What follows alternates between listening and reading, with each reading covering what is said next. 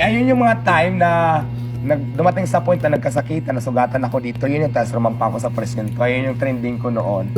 So pero ngayon, okay na kami. Yes, yung pala Nagpapatawaran yun. naman na, tapos katunayan Kasi nga. gumagamit sila nung time na yun. Oo. Pero nung time na yun, hindi ka gumamit. Hindi.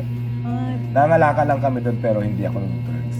Kasi imagine mo ko, nagdadrugs ako ngayon, hindi ko mapalago yung tindahan ko ng ganyan. Kasi dun siya unang nakilala, si Diwata.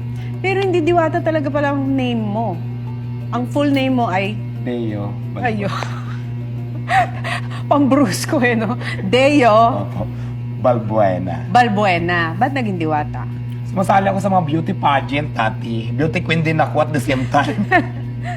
Beauty Queen. Okay. Oo. Anong mga Dalagita Days? Oo. Marami kasing klase ang pageant. Meron mga Miss Gipang Kalawakan, may Ito. mga... Nag-showtime ka din Oo, dati. yan. Okay. Nag-show din ako dati sa kay Kuya Will. Doon na-discover niya, gay beauty queen yung kategory. Tapos parang doon na yung Diwata ko. Tas wala na, yun na yun. Yun na yun. Tapos hindi makatagal doon, saglit lang. Kasi si Diwata ay talagang tubong at pinanganak sa Samar. Yes po.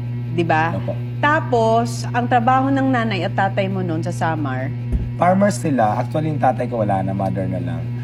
Dati yung kapatid ko nagtatrabaho dito sa Manila. So parang na-curious ako sa pag umuwi sila. Mapuputi, pag alis doon ng itim. Parang sabi ko gusto ko rin magtrabaho doon. pumuputi pag... Oo, pumuputi. Naging curious ako. Yung pala, kaya pala sila gumaganda.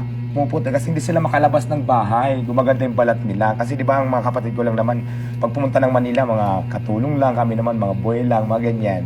Uy, pero wag natin nilalang kasi kung hindi dahil sa kanila, Oo. di ba, hindi gagaan ang buhay ng mga Proud naman kami, di ba? Kasi di ba, yun lang naman talaga yung kaya namin na trabaho. So, proud pa rin kami kasi malaki rin ang tulong para sa amin. Tsaka naging